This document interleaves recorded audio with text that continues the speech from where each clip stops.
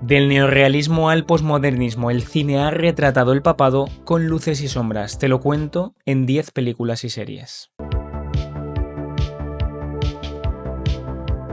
Abbiamo tanto da fare e dobbiamo farlo insieme. ¿Qué tal, cineadictos? ¿Cómo estáis? Bienvenidos una vez más al canal, bienvenidos a este vídeo extrañísimo, dolorosísimo, pero también propicio para hablar de la figura del Papa. Ayer, 21 de abril, lunes de Pascua, falleció tristemente el Papa Francisco, una noticia que obviamente nos ha golpeado con muchísima dureza, pero voy a aprovechar su insigne, ilustre figura para hablar del pontificado en la gran pantalla y en la pequeña pantalla.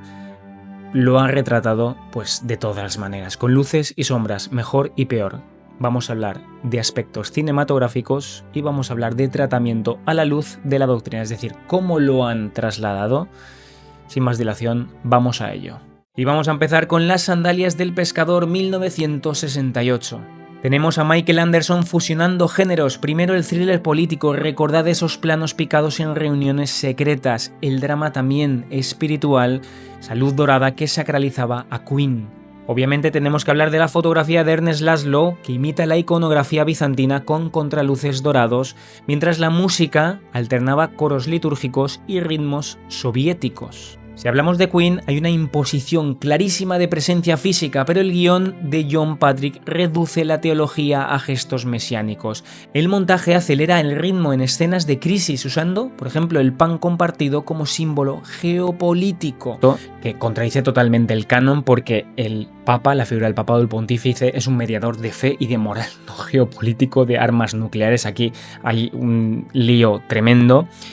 De hecho, en el 69, la Congregación para la Doctrina de la Fe criticó negativamente, obviamente condenó la visión que se tenía sobre este Papa como mediador geopolítico, porque es un servidor. El Papa es el servidor de servidores, no es un superhombre, palabras textuales. La película obviamente está confundiendo la misión espiritual con una especie de activismo político que no tiene lugar, porque el Papa es el mediador de la unidad eclesial. Fuera de eso, ficción.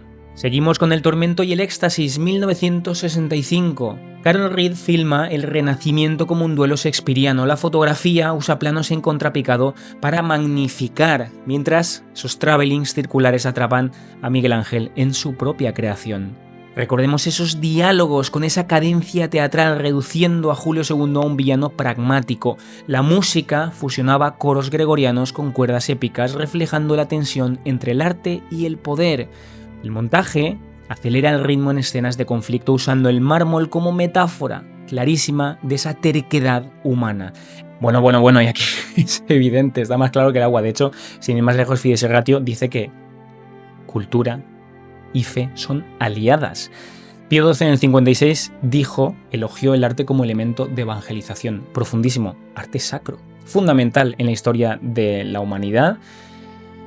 Julio II no fue enemigo, fue precisamente mecenas de Miguel Ángel. Sin uno y sin el otro no habría Sixtina. El problema no está, como presenta la película, el arte como rebeldía o como enemigo. No, el problema está en el utilitarismo de la belleza, no en el pincel o en el autor, para nada. Continuamos con Los dos papas, 2019, película bastante reciente. Fernando Meireles aplica su estilo documental, cámaras en mano, primeros planos íntimos y luz natural que humaniza, es su objetivo. Los diálogos tienen un ritmo que es casi teatral, frases cortas, silencios elocuentes. Si atendemos a la fotografía, usa el claroscuro en conflictos y los tonos cálidos en los flashbacks. Alterna tiempos narrativos con maestría, contrasta la severidad de Ratzinger, planos estáticos, con esa espontaneidad de Bergoglio, cámara en movimiento. Benedicto XVI desmintió totalmente esa enemistad.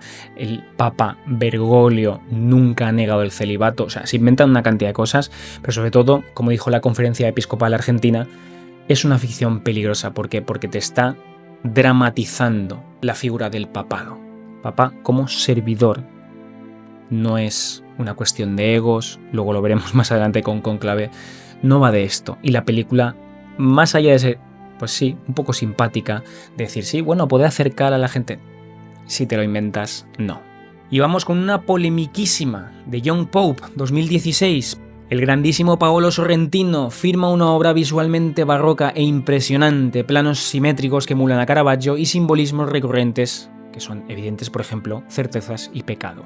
La fotografía juega con tonos cálidos en escenas íntimas y azules gélidos en discursos públicos. Jude Law construye a ese papa con minimalismo gestual.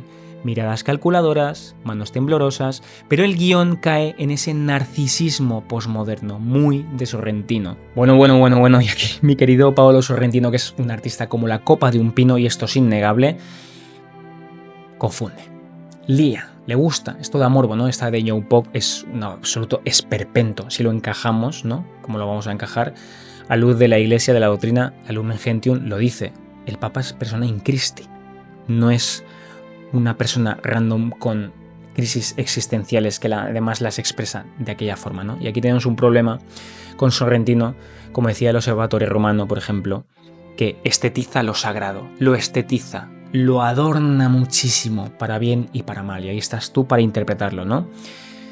Confunde Sorrentino totalmente la profundidad espiritual, y esto es gravísimo, cuando vas a trasladar esas premisas con una especie de narcisismo posmoderno. Es muy posmoderna esta visión, donde el problema no está en la duda. Duda hay siempre. El problema está en la concepción de darte al Espíritu Santo. Ese es el componente que falta, obviamente, porque el personaje este es un dandy, no es un papa. Y vamos con la más moderna, Cónclave 2024. Edward Berger dirige un thriller político con planos en mano que genera claustrofobia y fotografía que usa sepia para simular documentos históricos. El guión exagera ese lobby, convirtiéndolo, el cónclave, en una especie de House of Cards eclesiástico. Ralph Fiennes aporta matices, muchos, buenísima la interpretación, al cardenal mediante gestos contenidos y miradas elocuentes. Si hablamos del montaje, impresionante, acelera el ritmo hacia un final sensacionalista con el cardenal intersexual. Golpe narrativo sobre la verosimilitud. Esta es la intención. No hace falta decir que evidentemente contradice totalmente las constituciones apostólicas, contradice el mismo ejercer del cónclave, que exige silencio y oración y separación de todas estas cuestiones, y esto parece un patio de, vamos, ya te digo, House of Cards. Esto parece... es que desacraliza lo sagrado. Este es el tema. Olvida totalmente el Espíritu Santo, olvida totalmente el cariz relevante de toda esta situación. Y lo que hace es un show que está muy bien, y que está muy bien filmado, y que está muy bien desarrollado. Es impresionante, es un pepino de película, y yo lo he dicho siempre, pero confunde humanización con reducción a un drama mundano. La Iglesia no es una ONU, la Iglesia no es una empresa. La Iglesia es, como dice la doctrina, el cuerpo místico de Cristo. Y por aquí no se ve nada de esto. Nada. Vamos también con Carol, un hombre que se convirtió en Papa 2005. Giacomo Battiato opta por un biopic clásico. Estructura lineal, fotografía, con tonos dorados para sublimar momentos clave y primeros planos que humanizan a Juan Pablo II. La música añade épica con cuerdas y coros, especialmente en El atentado, filmado en cámara lenta con enfoque subjetivo. El guión evita el conflicto geopolítico. El montaje alterna tiempos narrativos para equilibrar drama íntimo y dimensión histórica, mostrando un Juan Pablo II que besa a niños y no el tipazo que derribó muros absolutamente, ¿no? La batalla no es contra las balas, sino contra las ideologías. Esta es la prioridad. Es emotiva y no es doctrinal. Y este es el problema, porque no le estás dando a Juan Pablo II la dimensión que tuvo.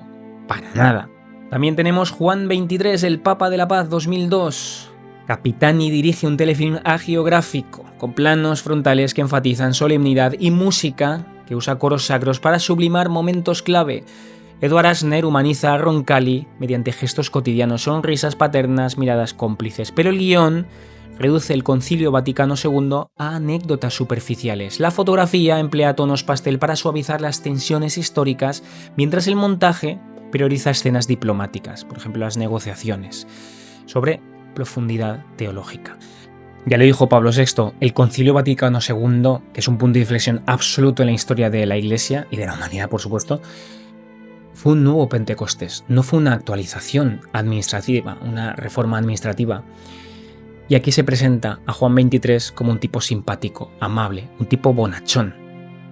Y fue un revolucionario. Absolutamente. Benito XVI ya lo decía, que juntaba la fuerza de la tradición y la fuerza de la apertura.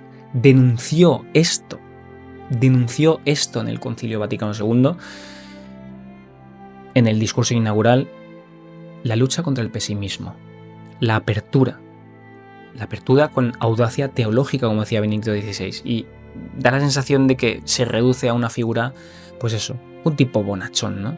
Y vamos con otra de Capitán y Juan Pablo I, La sonrisa de Dios, 2006. Aquí el director filma con sensibilidad neorrealista planos medios que capturan la humildad de Luciani. Hay una construcción de personaje mediante gestos mínimos, acariciar un rosario, sonrisas tímidas. La fotografía usa tonos ocres para transmitir calidez pastoral, mientras el guión de Francesco prioriza escenas cotidianas sobre análisis teológicos. El montaje alterna diálogos íntimos con secuencias documentales de la época, creando un contraste entre el hombre y el mito. Una clave aquí.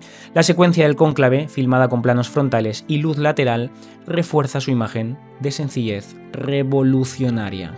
Encarnó la esencia del Concilio Vaticano II, que era iglesia pobre para los pobres. Lo que hizo, tuvo muchos gestos. Lo que hizo, por ejemplo, la tiara, ¿no? Lo que hizo es simplificar los protocolos, lo que hizo es transmitir que el drama de la iglesia era no acercarse a los pobres. Su drama, precisamente, fíjate la alegoría, no fue la brevedad pontificia de Juan Pablo I, ¿no? Fue no poder seguir con esa concreción de los gestos que no eran gestos. Y en esta obra da la sensación de que se queda en algo emotivo, ¿no? Eran gestos que decían mucho sobre el hacer de la iglesia, sobre la necesidad del hacer de la iglesia.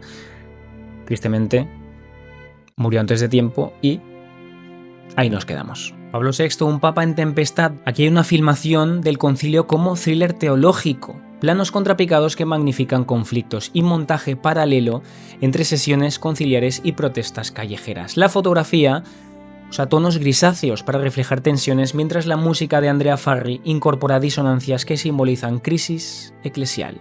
Hay un aporte clarísimo de matices para retratar a Montini con miradas angustiadas y gestos contenidos. El guión humaniza al Papa mediante cartas privadas y dudas existenciales. Y aquí, al margen de todos esos aciertos, lo que me pesa es que se muestra a un Papa que es dubitativo cuando fue un mártir del magisterio. O sea, fue un mártir absoluto. Recordemos cuando fue canonizado por su fidelidad al Evangelio en tiempos difíciles. La Humane Vitae. Fijaos la Humane Vitae, lo revolucionaria que fue y cómo se buscó enemistades, vamos a decirlo así, internas y externas. Luchó muchísimo contra la inmovilización de la Iglesia y contra la aceptación exterior. Y por último, el Papa Francisco también nos sirve de homenaje al recién fallecido Papa Francisco. Un hombre de palabra, 2018. Wenders dirige un documental íntimo con montaje ágil que intercala entrevistas, viajes y encuentros con los pobres. La fotografía usa luz natural y planos cortos para transmitir cercanía, mientras la música opta por minimalismo pianístico. El guión se apoya en discursos reales del Papa, evitando narración externa. Y aquí hay un retrato que es bastante interesante, la Iglesia lo ha elogiado. Es verdad que hay unas voces, y yo estoy de acuerdo, que criticaban ese retrato del Papa, sí, el Papa de la periferia, el Papa del cuidado de los pobres, del marginado, de los últimos. Fundamental, porque es el Papa de la pastoral, pero como que hay una especie de reducción al Papa de los gestos. No, el Papa nunca ha ido contra la doctrina, ha habido una reforma de la curia, ha habido combate contra los abusos, ha habido promoción de forma absoluta de la sinodalidad, importantísimo. Es un papa que ha ido al encuentro siempre, siempre y siempre. Siempre. No se acomoden, no se aburguesen, que ha hablado con firmeza a los de la Iglesia dentro y con caridad a los de fuera. Un papa que no se ha quedado en los gestos. Y este rostro, esta especie de rostro que hace Wenders, no es simplista, pero le falta parte del bosque. Pero muy buen documental.